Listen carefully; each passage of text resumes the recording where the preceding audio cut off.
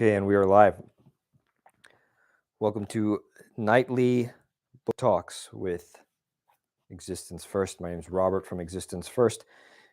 Tonight I'm going to talk about death and mortality. And while that seems like a rather more topic for a YouTube channel, it's a very important one. And the reason it came up today is that more than one person, so multiple people today, lost a very close loved one, family or friend.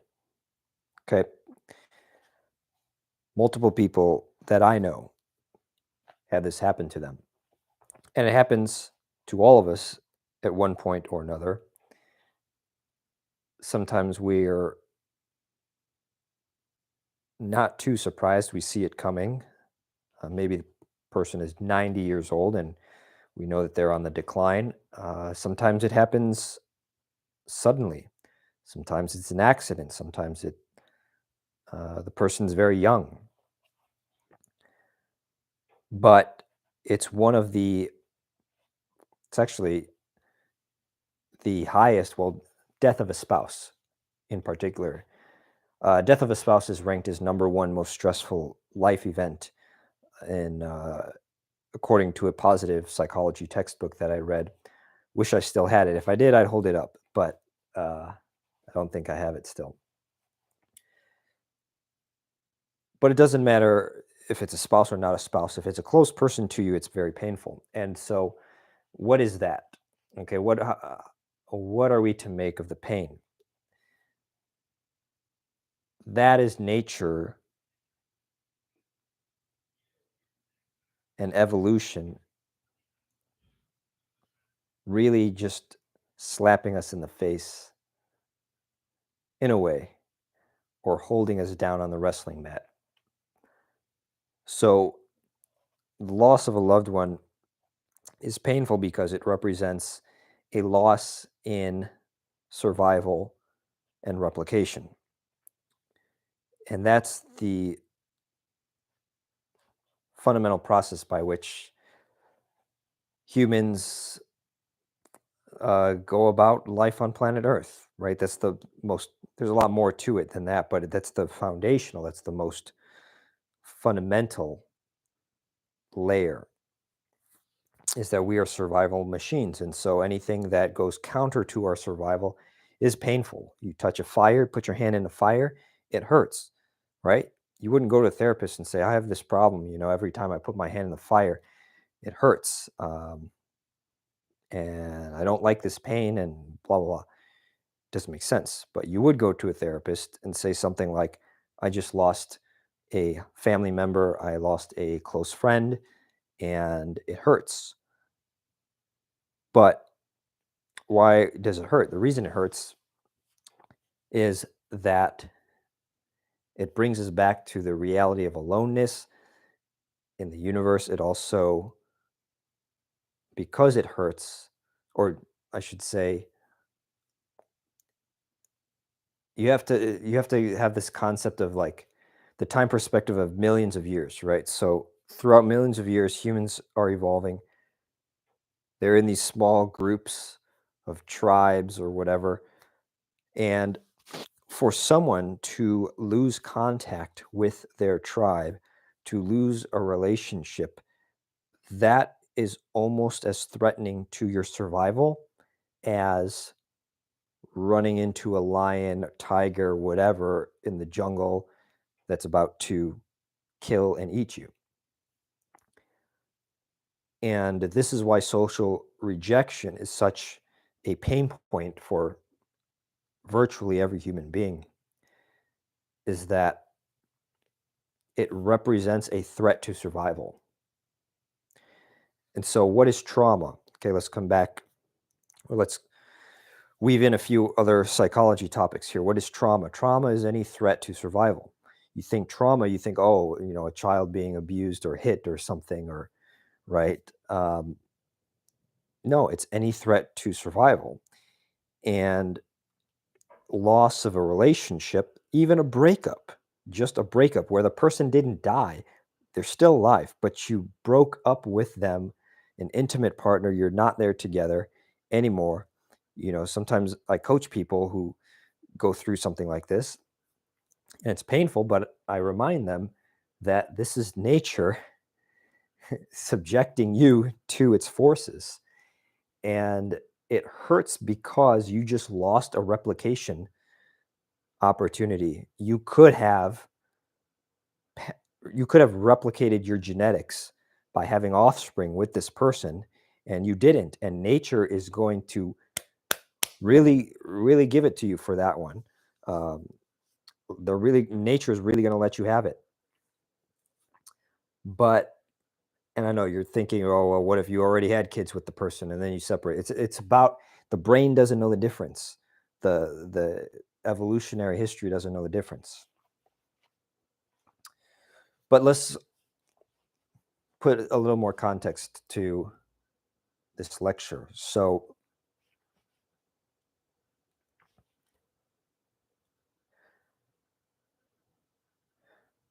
how do we think properly about death?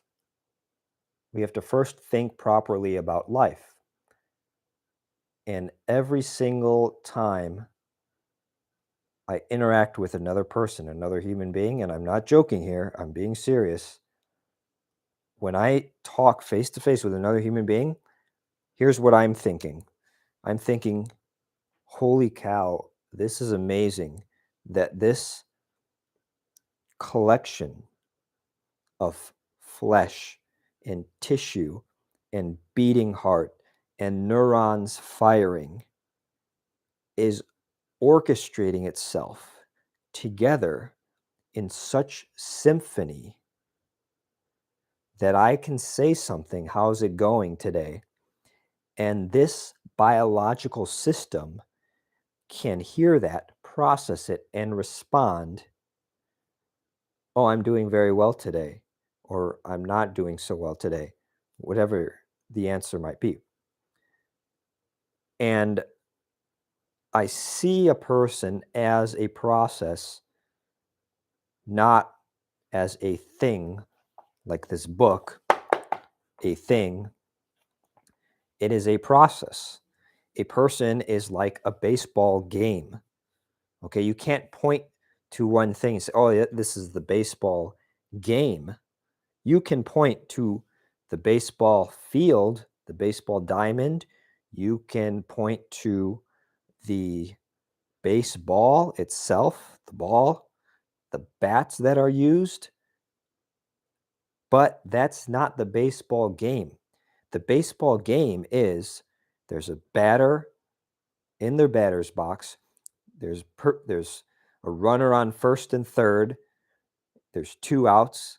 The pitcher is reading uh, whatever signals from the catcher of what pitch to throw.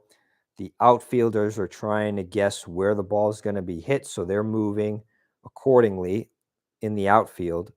People are setting up. The ball is hit. The runner on third starts to go home, but he holds up because the ball might get caught. Then he has to tag up. See, all of this process, that's baseball. That's a process. And so when you're in front of a human being and they're talking and they're laughing and their eyes are going, ha ha ha ha, they're laughing, that's a process. That's a live process. And when that body dies, when their biological system stops to function together, it's going, I mean, anyone who has looked at a corpse knows what it looks like. It's this strange, like, what the person looks like when they're speaking and they're alive and they're responding to stimuli. But to see their corpse just lying there lifeless, that's a very weird thing. Um, but it's the reality. Okay, so what what have we talked about so far? Viewing the person as a process, not a thing. The human being, you're being able to receive sensory input, process it, think about it, say something, operate back onto that environment. That that is being human, and that's aliveness, so to speak, okay? So we got that. Let's talk about pillar one of existence first.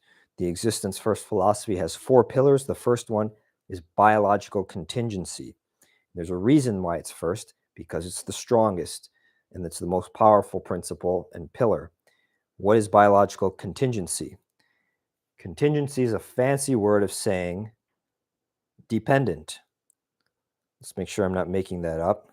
Well, I know I'm not making it up, but let's confirm. What is a contingency? Here's the definition of contingency: a future event or circumstance which is possible but cannot be predicted with certainty. Okay, whatever. It means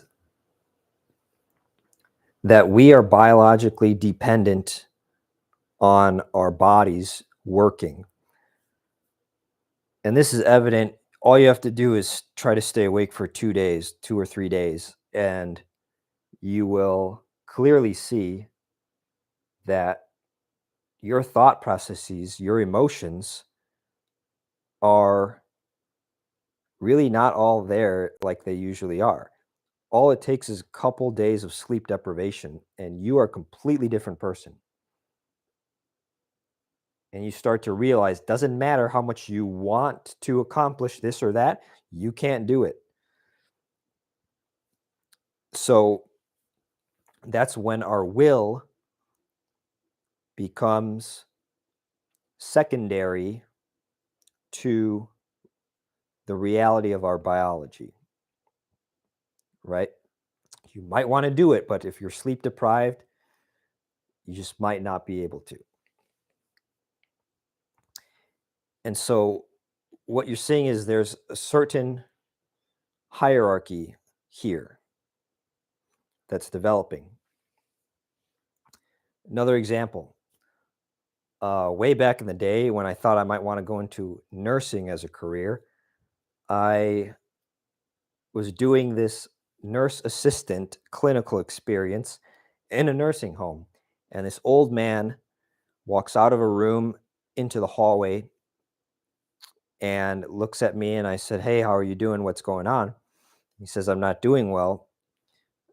It's my wife." And then I said, "What's going on with your wife?" And he says, she has Alzheimer's. She doesn't remember me. She's a completely different person. I don't know who she is anymore." And so biologically, she's the same person. Well, sort of. She's the same collection of skin, flesh, cells, and DNA, but she's behaving differently. So then it raises a big question of, okay, did she change? Did she not? Who is the person? Is a person just behavior? And there's many examples of uh, in psychology of really um, massive biological changes. There's a story often told about Phineas Gage, who was like a railway worker, um, and there was some sort of explosion, and a metal spike went like through his head, but just the front part of the brain, right? So it went in and exited, and I guess he survived by some weird miracle. But his behavior was different. He was acting differently. He was much more impulsive. Um, and that was because the front part of the brain controls impulses, and that was damaged. So, in any case, the more you study psychology, the more you realize that a person's behavior is dependent on their biology. Here's another good example. I've seen this over and over working in intensive mental health. A person with schizophrenia is hearing voices, seeing and hearing things that are not really there, and they're very paranoid. They think the government is after them and blah, blah, blah, blah. You put them on medication, which alters their brain chemistry, the neurotransmitters, the levels of neurotransmitters, and they will, after 2 weeks, stop seeing and hearing these things that no one else sees and hears. And so, did those things just go away? No. their brain chemistry changed. And so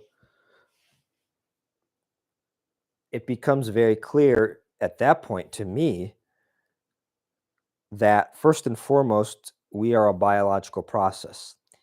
And the next logical question from that is what happens when that process comes to an end?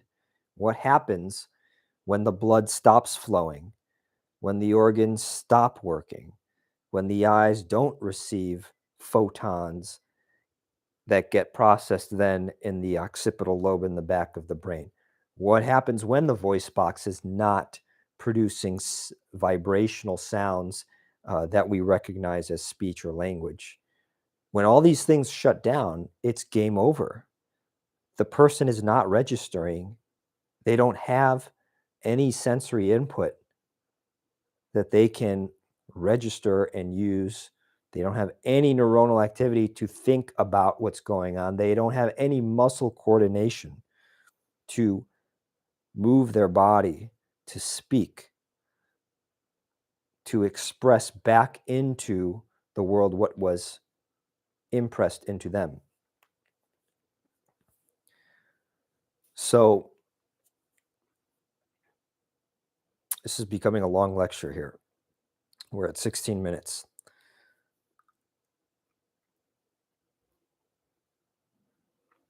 So what are we to make of this, right? That when this physical thing stops working, that's it, that's game over. You no longer can interact with this process because the process is over. And then it hits you. You realize that every human interaction is an interaction between processes, that you are an alive and thinking, heart beating organism, and so is this other person, and your two energy systems interacting. And that's what human interaction is. It's the interaction between energy systems. Okay, now is this going to help us when we lose a loved one and help us through the heartache and the pain? I don't know if it I think, let me put it this way. So I lost my best friend when I was 27. He passed away unexpectedly when we were both 27 years old. And since then, I've lost additional people. And yes, there's always pain, but I do think the pain is mitigated when you start out from the get go with a proper understanding. Okay. And that's when I don't like being lied to.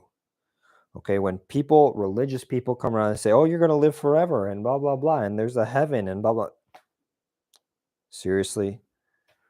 Did you see it? Does it have a zip code? Do they have cell phone towers there? Can you call somebody there? And so my approach works for me. I don't know if it works for you, then use it. If not, whatever. My approach is I understand everything's impermanent, right? Almost like in a Buddhist fashion, right? Everything's impermanent. I know a Japanese person that when they lost a very close family member, they were not suffering. They were not suffering.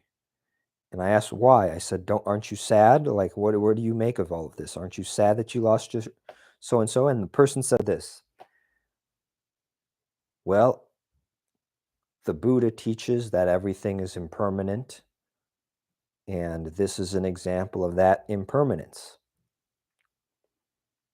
And that really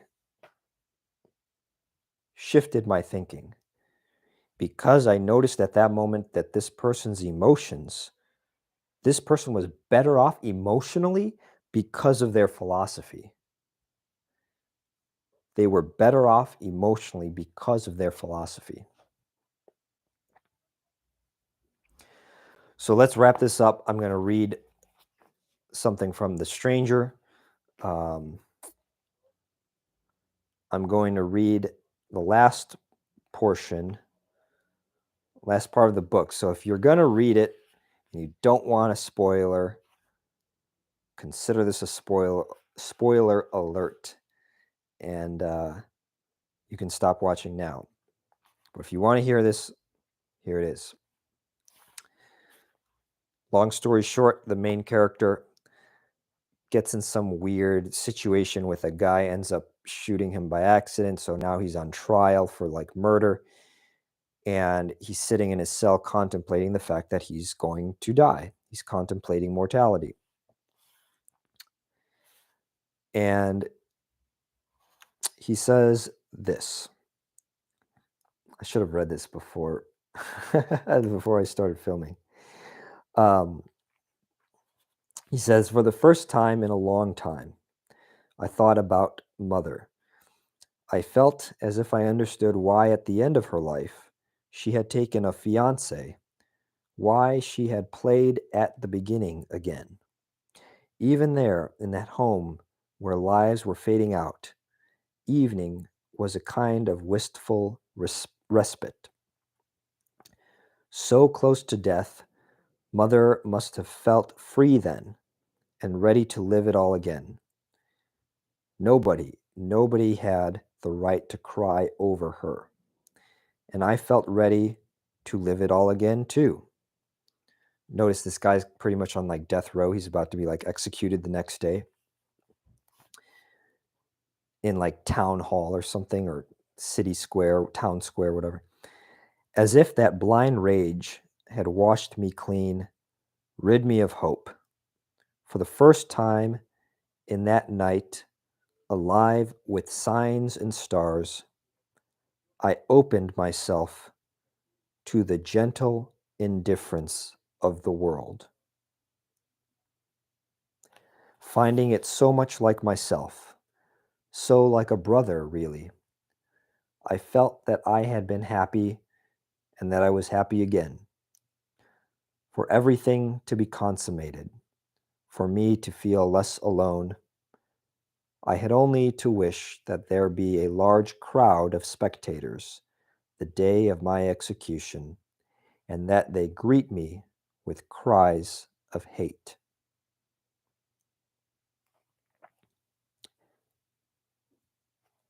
So again, I'm going to say the key line there: I opened myself to the gentle indifference of the world.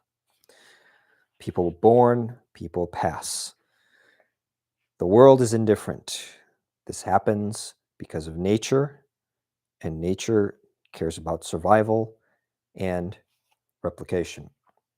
It doesn't say, oh, you were a good person, you deserve to live longer. It doesn't do that. It's a cold, thoughtless process. And I probably shouldn't even anthropomorphize nature to the point of saying it cares only about survival and replication. It just is what it is. It operates on survival and replication.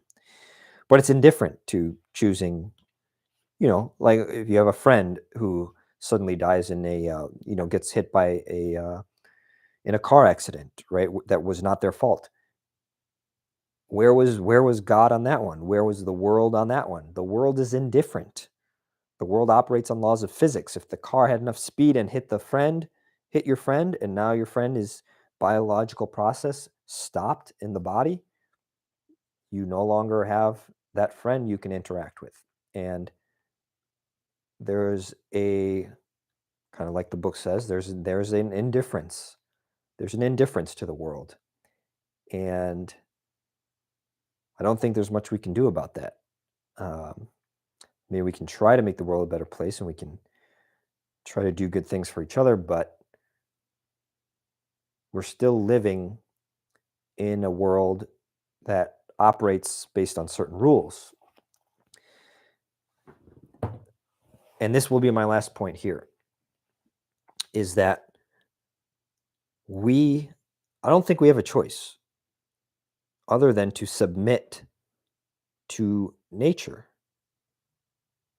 to submit to the truth of mortality, to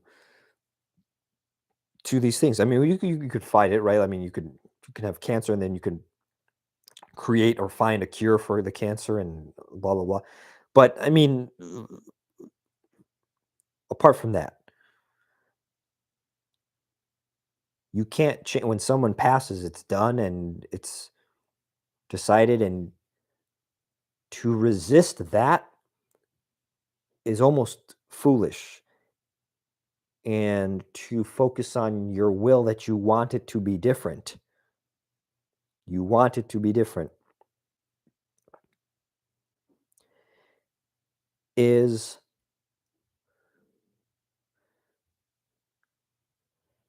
a poor recognition. I should say it's a lack of recognition. It's just a failure to recognize the proper order of things. And what I see in myself when I fall into these pitfalls, as well as other people, is respecting one's own doubts, one's own self doubts, one's own limitations, respecting that more than respecting reality. That's going to be another lecture for another day. But I think we did it for today. If this was helpful, if this gave you insights, then please hit the thumbs up, subscribe, share it with friends. Got to call a friend now to chat. So thank you for watching. I'm going to hit end stream. Think deeply and put your existence first.